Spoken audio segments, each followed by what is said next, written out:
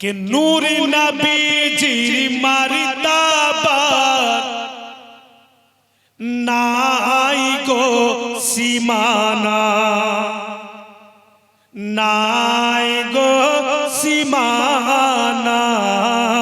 नूर नबीजी मर्तबा नाई गो सीमाना, नाई गो सीमाना। सारा जगत खूजे देखो, सारा जगत खूजे देखो, सभी तर दीवाना। नूर नबीजीर मर्तबार नाई गो सीमाना, नाई गो सीमाना। পুরোটা বলবো, জোরে বলুন ইয়া রাসূলুল্লাহ। কে সৃষ্টি করিলেন আল্লাহ নবীকে আপন নূরে হেতে, আর মানব রূপে পাঠালেন মহাকারী ভূমিতে। আর নবীর নূরে আলোকিত, নবীর নূরে আলোকিত ये सारा ज़माना। नूर नबीजीर मर्तबार नाई गो सीमाना, नाई गो सीमाना।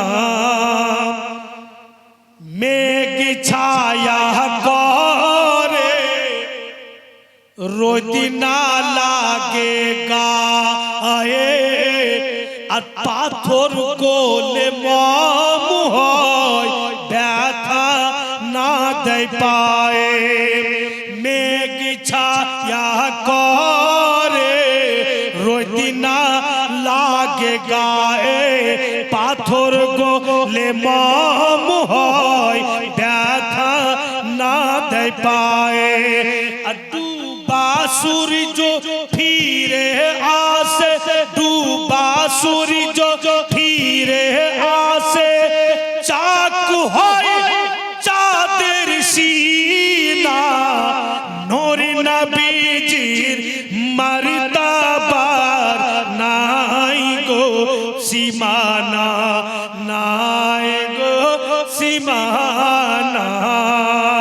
আর আবু জেহেল বলে কি আছে মোর হাতে, ঈমান নিয়ে আসিব যদি বলে দিতে পারে। আবু জেহেল বলে কি আছে মোর হাতে, ঈমান নিয়ে আসিব যদি বলে দিতে পারে। আর পাথরি হাতে কলমা পড়ে, পাথরি হাতে কলমা পড়ে, দেয় নবীর ঠিকানা। নূর নবীজির মর্তবার নাই গো সীমানা, নাই গো সীমানা।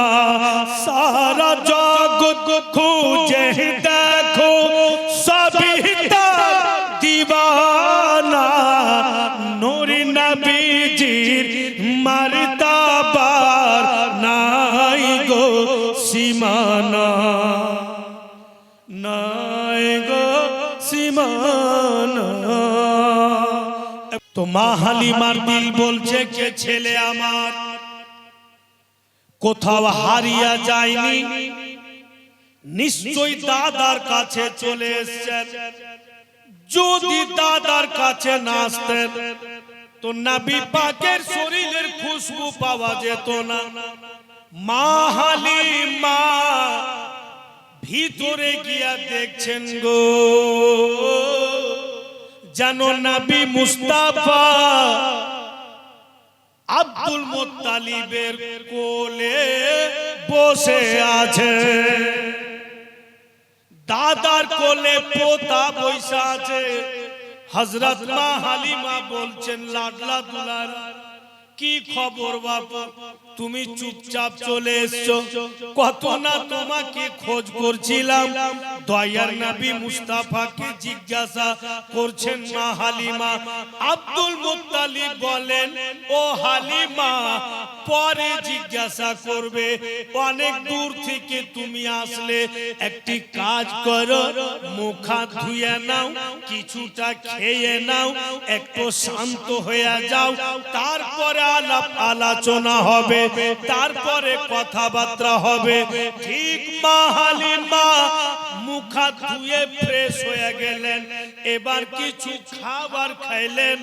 এবার বন্ধুগণ আব্দুল মুত্তালিব, হযরত মা হালিমা এবং হযরত মা আমেনা আর নবী মুস্তাফা এক জায়গাতে বসে আছেন। আব্দুল মুত্তালিব বলতেছেন নিজের গোলামকে, দেখো দেখো অমুক জায়গাতে দেখবে অনেকটি বাড়ির বর্তনগুলো কিনে কিনে রেখেছি, বাড়ির জরুরতের বর্তনগুলো আমি নতুন নতুন কিনে রেখেছি। तमाम बर्तनগুলো হালিমার সামনে রেখে দাও। तमाम নতুন বর্তন এনে হালিমার সামনে রেখে দিল। এবার আব্দুল মুত্তালিব বলেন, এবার আমার ঘরে যাও, ঘরে গিয়া দেখো একটি কাপড়ের, নতুন কাপড়ের গেঠরি বাঁধা আছে, ওই কাপড়ের গেঠরি আনো, হালিমার সামনে রেখে দাও। কাপড়ের গেঠরি আনলে মা হালিমার সামনে রেখে দেওয়া হলো। এবার আব্দুল মুত্তালিব বলছেন কাকে? তো নবী মুস্তাফার মা হযরতে মা আমেনাকে বলে, বেটি এবার তুমি যাও, তোমার ঘরে যাও, তোমার ঘরে মা তোমাকে আমি যতটি টাকা রাখতে দিয়েছি বেটি, একটা পটলিতে টাকা বাঁধা আছে, আমেনা তুমি সম্পূর্ণ টাকা এনে হালিমার সামনে রেখে দাও। হযরত মা আমেনা ঘরের ভিতর গেলেন, আর যত টাকা পটলিতে ছিল সমস্ত টাকা এনে মা হালিমার সামনে রেখে দিলেন। হযরত মা হালিমা আব্দুল মুত্তালিবকে বলতেছেন, বাবুজি এত বর্তনগুলো, এত কাপড়গুলো, এত টাকাগুলো আমার সামনে কেন রাখছেন? আব্দুল মুত্তালিব বলেন, হালিমা তুমি ভুলে গিয়েছো, আমি ভুলিনি। তুমি আমার কলিজার টুকরাকে নিয়ে গিয়েছিলে, অন্য দায়ারা আমার পোতাকে ইয়াতিম বলে অবহেলা করেছিল। হে হালিমা, কিন্তু তুমি নিয়েছিলে, তুমি নিয়ে গেছিলে। সেই দিন আমি কথা দিয়েছিলাম, ও হালিমা চিন্তা করিও না, আমার পোতার জন্য আমি আছি, তোমাকে আমি 2 গুণা ইনাম বেশি দিব। এ হালিমা, যত টাকা পয়সা, যত কাপড় ধরি তোমাকে আমি দিলাম, এই সম্পূর্ণ আমার পোতার দেখভাল করেছো, বুইলা তোমাকে দিলাম, সব তোমার। মা হালিমা বন্ধু গুণেরা আমার বলছেন, বাবুজি আপনার পোতাকে একটু আমার কোলে বসতে দিবেন না? কে বলছেন? মা হালিমা। কাকে? নবী পাকের দাদাকে। যেহেতু নবী পাকের দাদার কোলে রাসূলুল্লাহ বসে আছেন, আব্দুল মুত্তালিব বলছেন, হালিমা এটা কেমন কথা বলছো তুমি গো? তুমি তো আমার পোতার মা, তোমার কোলে বসবে না তো কার কোলে বসবে? দয়ার নবীকে দাদো জান বলছে, ভাইজান যাও, তোমার মা হালিমার কোলে বসে যাও। ভাইরা বাপেরা, মা বোনেরা, এবার মা হালিমার দিল চিরা কথা শুনেন, দয়ার নবীকে নিজের কোলে বসিয়ে, হায় রে মা, মা তো মাই থাকে। নবী মুস্তাফা চেহারার দিকে তাকিয়ে দেখছেন মা হালিমা, আর আব্দুল মুত্তালিবকে বলছেন, ও বাবুজি আব্দুল মুত্তালিব, আপনি কাবার মাতওয়াল্লি, মক্কার সরদার, আপনি আমাকে ইনাম দিলেন, আপনার পোতার দেখভাল করেছি বলে। কিন্তু আব্দুল মুত্তালিব, হাকিকত আপনি জানেন না, দুনিয়া জানে হালিমা নবী পাকের দেখভাল করেছে। কিন্তু হালিমাকে জিজ্ঞাসা করেন যে কে কার সেবা করেছে, কে কার দেখভাল করেছে। তো হযরত মা হালিমা আব্দুল মুত্তালিবকে বলছেন, বাবুজি আমি আপনার পোতার দেখভাল করতে পারিনি, উল্টা আপনার পোতা আমারই দেখভাল করে এসেছে, আমারই দেখভাল করে এসেছে আপনার পোতা।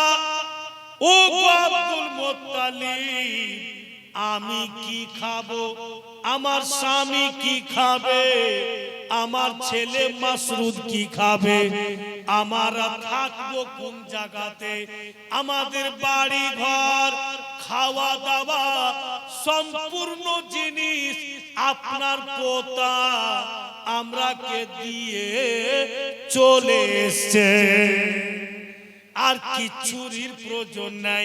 তাই যতটা ইনাম আপনি আমাকে দিলেন, যেমন মাসরুদ আমার বেটা, আপনার পোতাও আমার বেটা, তাই সম্পূর্ণ ইনাম আপনারই পোতার নামে রেখে দিলাম। মা হালিমা টোটাল ইনাম নবী পাকের নামই রেখে দিলেন।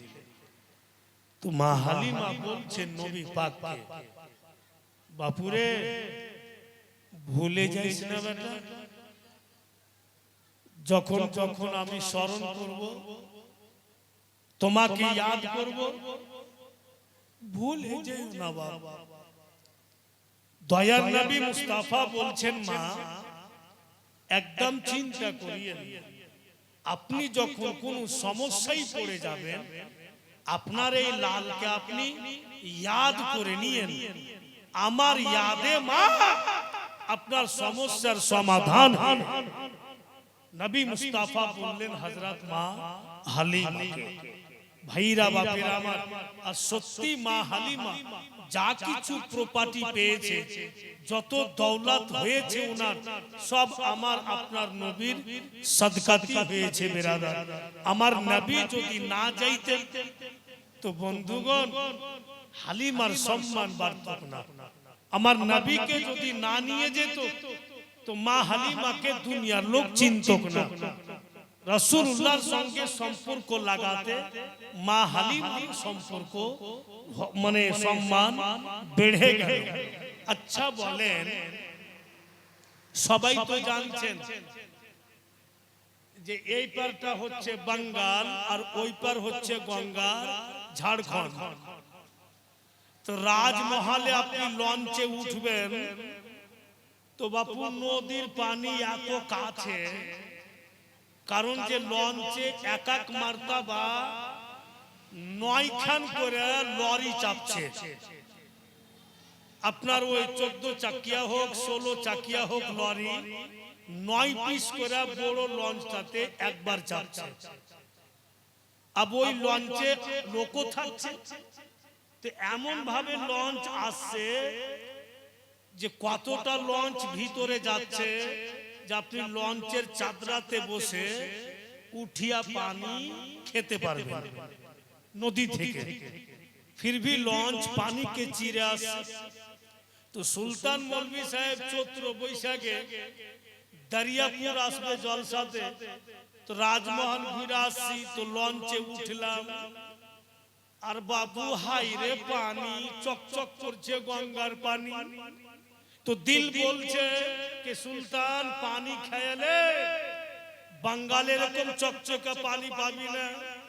तो লঞ্চে বৈশা হাত ঝুঁকাইলাম আর পানি উঠিয়া খাচ্ছি, পান করছি। तो पानी আমাকে বলছে पी ले तू भी का याद रखेगा पी। तो আমি তো পানি পান করলাম। अब এই পার ऐसा নামবো তো ভাবনু যে জানি না আর পাবো কি পাবো না, শেষের মতো পানি দু চার ঢোক পান করে নি। এবার যখন পানিতে হাত বাড়াচ্ছি পান করার জন্য, तो पानी बोलছে के रोक, पीना तो दूर की बात हमको छोना भी नहीं। तो मैंने पानी को कहा ऐसा क्यों, मैंने तो एक मर्तबा तुमको पिया, तू तो खुश होकर बोला कि पी ले तू भी क्या याद रखेगा। अब मैं तुमको पी रहा हूं तो रुकावट क्यों बनते हो। तो पानी बोलছে कि हाँ उस वक्त तूने मुझको पिया कोई दाम नहीं था, लेकिन अब मैं दाम वाला बन गया हूं, मेरी कीमत लग चुकी है। एक ग्वाल आया था और दूध के हारी में मुझको भी मिला दिया। अब दुकान दुकान वो दूध बेच रहा है, तो मेरा रिश्ता दूध के साथ लग गया, मेरा संपर्क दूध से हो गया। अगर दूध 40 रुपया लीटर बिक रहा है तो मैं भी 40 रुपया लीटर बिक रहा हूँ, इसलिए कि दूध में मुझको मिला दिया गया, मेरा रिश्ता लग गया। तो आज सुल्तान मौलाना को कहने दिया जाए कि हलीमा अगर दूध से पानी मिल गया तो दामदार बन गया, तेरा तो रिश्ता मुस्तफा से हो गया, तेरा तो संपर्क मेरे नबी से हो गया, तो पूरी दुनिया तो तुमको पहचान যার সম্পর্ক রাসূলুল্লাহর সঙ্গে হয়েছে ওর তো দাম বাড়বে, ওর তো পজিশন বাড়বে। সম্পর্কতে বাপু আসলি দাম বেড়ে যায়, আর সম্পর্কতে ফের চোর সুদ্ধা হয়। সব সময় চোরের ঘে দলে বসবো ঘুরবো ফিরবো তো পাবলিক কইবে এইটা ও চোর, তোদের দলে বসছে কেন। এবার কেউ জুয়া খেলছে, ওখানে আপনি পয়সা থাকবেন খেলেন না কিন্তু পয়সা আছে, তো লোক দূর থেকে দেখা বলবে ইও জুয়া খো, এখন নেই দেখতে পাই না খেলে না, এরপরে যদি খেলে এ তো বসে কেন আছে। তো সম্পর্ক তো বাপু রিশতা খারাপও হয় আর সম্পর্কতে ফের রিশতা ভালো হয়ে যায়। বিরাদারান ইসলাম ভাইরা বন্ধু বোনেরা আমার, তো জাকমা হালিমা উনার মান মর্যাদা সম্মান অনেক বেড়ে গিয়েছে মুআজ্জাজ নবী পাকের সাদকাতে। আবু রাসূলুল্লাহর বাড়ি থেকে মা হালিমা বিদায় নিয়ে নিজের বাড়ি চলে আসছেন। এখানে কিন্তু মা হালিমার পর্ব শেষ। আব যেমন যেমন যেখানে যেখানে আছে ওখানে ওখানে আসে। অনেক দূরে একটি কথা আছে যে রাসূলুল্লাহ সাল্লাল্লাহু আলাইহি ওয়াসাল্লাম একবার মেম্বারে ছিলেন আর হযরত মা হালিমা চলে আসছিলেন।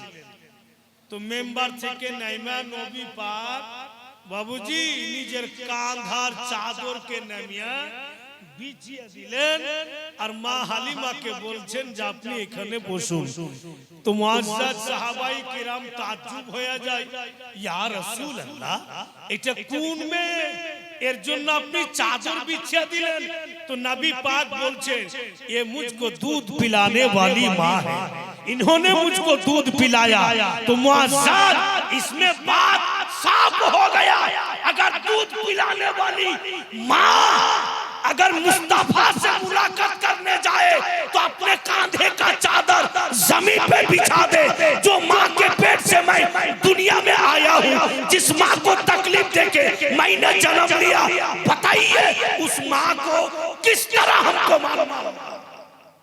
উনি তো শুধু দুধ পান করিয়েছিলেন, যার জন্য কাঁধার চাদর নামিয়ে রাসূলুল্লাহ বিছিয়ে দিয়েছিলেন। আব যেই মায়ের গর্ভে থেকে আমি আপনি জগতে এসেছি, ওই মায়ের সম্মান কত দূর করা উচিত।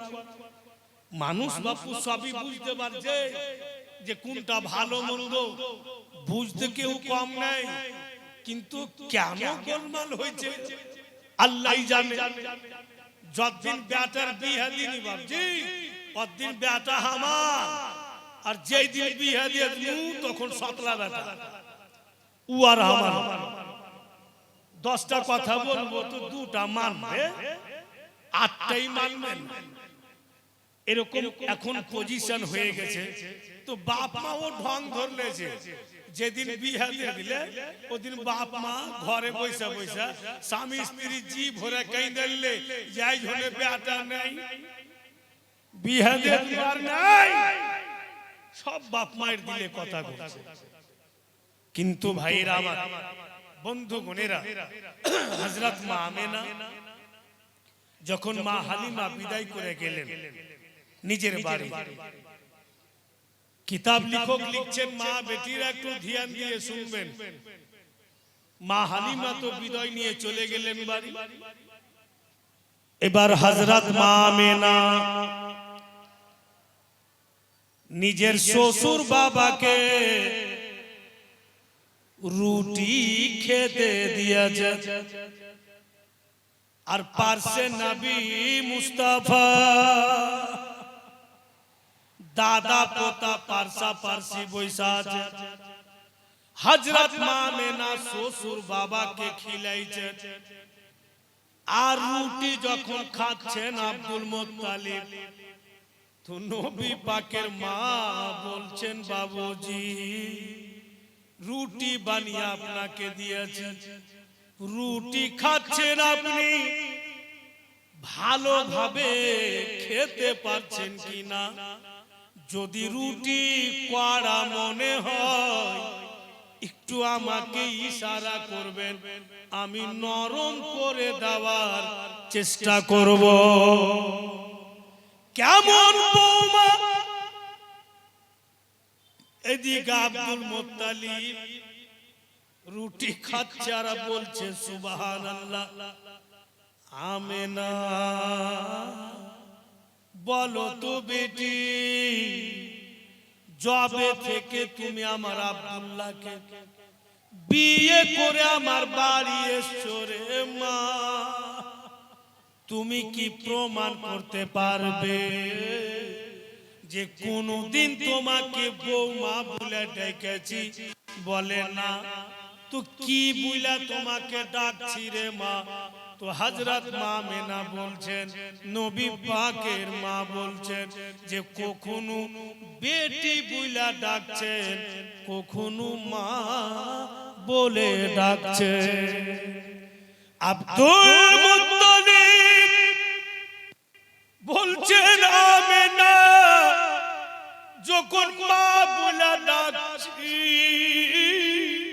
তুমি কি বুঝতে পারো না কেন তোমাকে মা বলে ডাকি? যেই দিন তুমি আমাকে আব্বা বলেছো, সেই দিনই আমি মক্কাবাসীকে বলে দিয়েছি, আজকে থেকে তোমরা কেউ বলিও না যে আব্দুল মুত্তালিবের মা বেঁচে নাই। আমার মাকে যদি দেখতে চাও, আমার আমেনাকে দেখে না।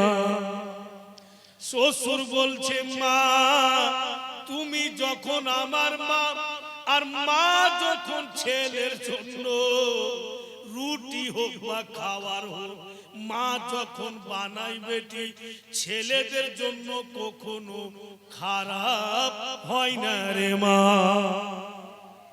আব্দুল মুত্তালিব যেমনই বলেছে, হযরত মা আমেনার দোনো চোখে পানি। আব্দুল মুত্তালিব বলে, বেটি কেন কাঁদছো মা? বলে, বাবুজি যখন মেয়েরা বাপ মায়ের বাড়ি ছেড়ে শ্বশুর শাশুড়ির বাড়ি যায়, বাপের কমি महसूस হয়, মায়ের কমি महसूस হয়। আমি কত কিসমতওয়ালি যে শ্বশুরের রূপে আপনার মতো বাপ পেয়েছি। ও কেমন পরিবার ছিল রাসূল আল্লাহর পরিবারে পুরা জীবন যাপনের তারিকা বয়ান আছে। পারিবারিক সব কথাও পাওয়া যায়। अब আলোচনা হতে হতে ছোট করে হযরত মা আমেনা বলছেন, বাবুজি একটা কথা বলতাম। তা আব্দুল মুত্তালিব বলছেন, বলো কি কথা? বলে এতদিন তো আপনার পোতা আমাদের কাছে ছিল না, এসছে, আর আমিও অনেক দিন থেকে আমার বাপ মায়ের বাড়ি ঘুরতে যাই। তো যখন আপনার পোতা চলে আসলো, আমার ছেলে এসে গিয়েছে, আপনি যদি কিছুদিনকার জন্য ছুটি দিতেন, আমি আমার বাপ মাকে দেখে আসতাম। আমার বাবা মাকে অনেক দিন থেকে দেখি। যেমনই বলেছেন হযরত মা আমেনা, আব্দুল মুত্তালিব বাচ্চা ছেলের মতো ফুটে ফুটে কাঁদতে লাগলেন। হযরত মা আমেনা শ্বশুর বাবার চোখের পানি মুছে আর বলে, আব্বা জান কি এমন কথা বললাম যা আপনার চোখে পানি? আমি তো শুধু আমার বাপ মাকে দেখতে যেতে চেয়েছি, যদি আপনি কিছুদিনকার ছুটি দেন। বন্ধু, বেটিরা শুরু থেকে বেটিদের জীবনে ওদের জীবনকে ভাইবা দেখছি আমি, তো কষ্টই কষ্ট। অতটা কষ্ট বোনের ভাইয়েরা করতে পারে না যত বোনেরা করে নেয়। আপনা আপনাতে হাত রেখে বলুন, সুলতান মৌলভী সাহেব জন্ম নিল, আমার বোনও জন্ম নিয়েছে, দোনো ভাই বোন মানুষ হইলাম। আমি কিন্তু 7 বোনের ভাই। মৌলানা তাইমুর সাহেবের 7 বেটি বেরাদার। হাইরে বোনেরা, যখন বাড়ি যাব তো বিছানা ওরাই করবে, বাড়ি যাব জামা কাপড় ওরাই ধুয়ে দিবে, আর যখন ওদের বিয়ে দিব তো পরের বাড়ি যাবে তবুও কাজ করবে। ওদের কোনো জায়গাতে ছুটি নাই। তো হযরত মা আমেনা বলছেন, বাপকে তো দেখতে চেয়েছিলাম, আপনি কেন কাঁদলেন? আমি বুঝতে পারলাম না। আব্দুল মুত্তালিব হযরত মা আমেনাকে বলছে, আমেনা শোনো মা, তুমি আমার কাছে বসো। তো শ্বশুরের কাছে বসলেন হযরত মা আমেনা। বাবুজি বলে তুমি বুঝতে পারোনি আমেনা, তুমি বুঝতে পারোনি যে তুমি আমার কাছ থেকে ছুটি চাইলে কিছুদিনকার জন্য, আমার চোখে পানি কেন আসলো? ইয়াদ করো তুমি যখন আমার আব্দুল্লাহ বিজনেসে যাওয়ার জন্য আমার কাছ থেকে ছুটি নিয়েছিল। আমার তো 10 বেটারে মা, কিন্তু সব চাইতে আমি আমার আব্দুল্লাহকে ভালোবাসি।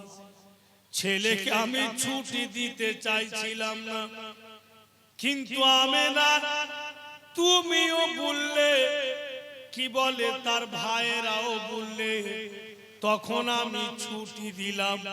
আমার কলেজার টুকরা বেটি বিজনেস করতে গিয়ে জীবিত বাড়ি ফিরে নিরে মা। ছেলে আমার রাস্তাতে ইন্তিকাল করেছিল, এখন আমার জীবনে আর কেউ নাই, যদি আছে তো তুমি আমার মা ধরো তবুও তুমি, আমার বেটি ধরো তবুও তুমি।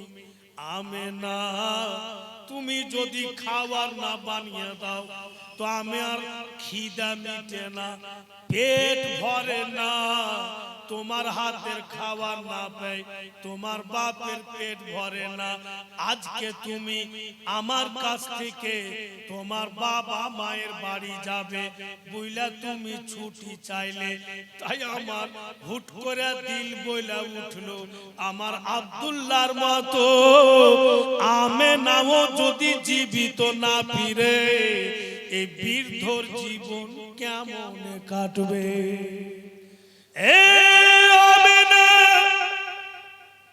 বলে আমার চোখে পানি, যাক বেটি তুমি যখন বলাই দিয়েছো তোমার বাপ মাকে দেখতে ইচ্ছা করছে, আমেনা যাও বেটি, আমি তোমাকে 1 সপ্তাহ ছুটি দিলাম, 8 দিন থাকবে, ওর চাইতে বেশি থাকিও না মা। 8 দিনকার ছুটি দিলে আব্দুল মুত্তালিব বলেন কেটা কেটা যাবে রে মা? হযরত মা আমেনা বলেন যে আমি যাব, আপনার পোতাকে সঙ্গে নিব, আমার ছেলেকে আর আমাদের দাসী উম্মে আইমানকে নিয়ে যাব। বলে হযরত আব্দুল্লাহর একটা দাসী বাড়ির কামকাজ করত যার নাম উম্মে আইমান, ওকে সঙ্গে করে আমরা 3 জন যাব। তখন আব্দুল মুত্তালিব বলেন ঠিক আছে চল, তোমরাকে একটু আগিয়ে দি। আগিয়ে দিল। আর ফির আব্দুল মুত্তালিব নবী পাককে বলছে ভাই আমেনা শুধু তোমার মা, সে কথা নয়, আমেনা আমারও মা, ভাই জলদি ফিরবে। এই বইলা কিন্তু পোতাকে বৌমাকে দাসীকে বিদায় করে দিলেন। মক্কা আর মদিনার বর্ডারে নবী পাকের নানার বাড়ি, উনার নানার নাম কিতাবে লিখছে ওয়াহিব বিন জাহরি, মানে ওয়াহিবের বেটা জাহরি। তো ওয়াহিব বিন জাহরির বাড়ি যাচ্ছেন হযরত মা আমেনা। আর যেমনই বাপু বাপের দেশে গিয়েছে, যারই বাবা নজর পড়ছে নবী পাকের উপরে, সেই কিন্তু বলছে আমেনা একদিন আমার বাড়িতে দাওয়াত নিয়ে নাও। ফের অন্য কে বলছে আমেনা বেটি তুমি তো আসোই না, এসছো বাবা তো তোমার নুরানি ছেলেকে নিয়ে একদিন আমার বাড়িতে দাওয়াত নিয়ে নাও। সবাই কিন্তু বাপু দাওয়াত করতে লাগলো। যেই কেউ নবী পাকের চেহারা দেখছে সেই কিন্তু বলছে আমেনা একদিনকার জন্য আমার বাড়িতে তোমার লালকে রাখো, তোমার লাল যেমন চমকিছে আমার বাড়িও তেমন চমকিবে। সবাই কিন্তু দাওয়াত করতে লাগলো। ভাইরা আমার, বন্ধু মনিরা আমার, আমার নবী এমনই যে সবাই কিন্তু দেখে দেখে দাওয়াত করতেছে। ভুলেই বেরাদার, এই জন্য তো আমরা অহরহ বাংলা ভাষাতে নবী পাকের শানে গুনগুন করে গাই আর বলি, কারণ বেরাদার আমার আকা মাওলার তারিফ করতে করতে আমাদের জিন্দেগি শেষ হয়ে যাবে, কিন্তু রাসূলুল্লাহর তারিফ শেষ হবে না। আকা মাওলার জীবন বয়ান করতে করতে সুলতান মৌলভী 36 বার মরবে আর জন্মবে, কিন্তু রাসূলুল্লাহর জিন্দেগি শেষ হবে না। উনার প্রত্যেক কথাই শোনার মতো। বলি বেরাদারান ইসলাম, কি সুন্দর ভাষাতে নবী পাকের শানে, এই জন্য বলেছে বেরাদার বাংলা ভাষাতে, যেন বুঝতে অসুবিধা না হয়, তাই বাংলা ভাষাতে বলছে নূরে নবীজির মার্তাবার নাই গো সীমানা, নাই গো সীমানা, নূরে নবীজির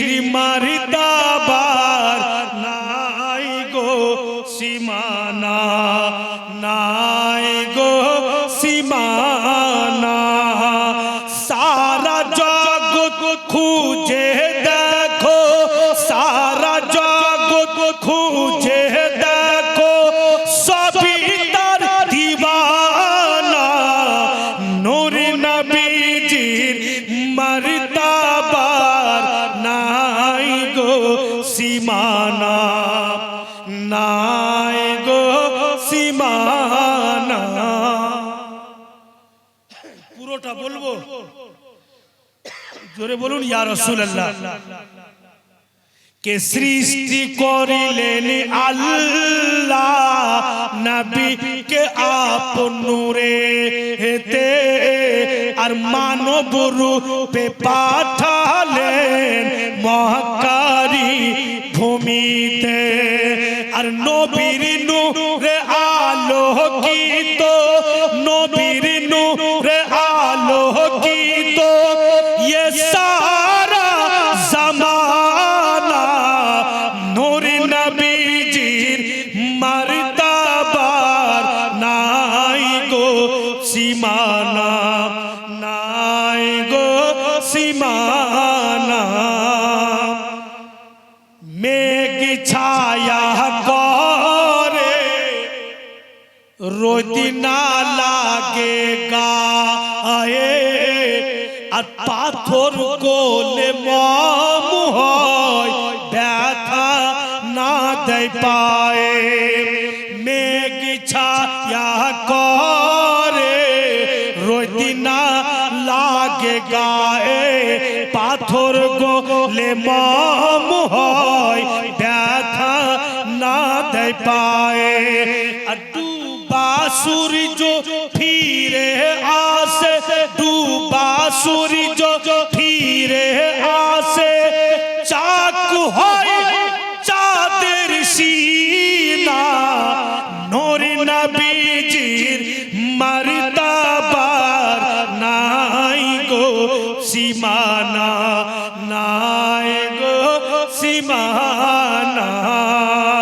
আর আবু জেহেল বলে কি আছে মোর হাতে, ঈমান নিয়ে আসিব যদি বলে দিতে পারে।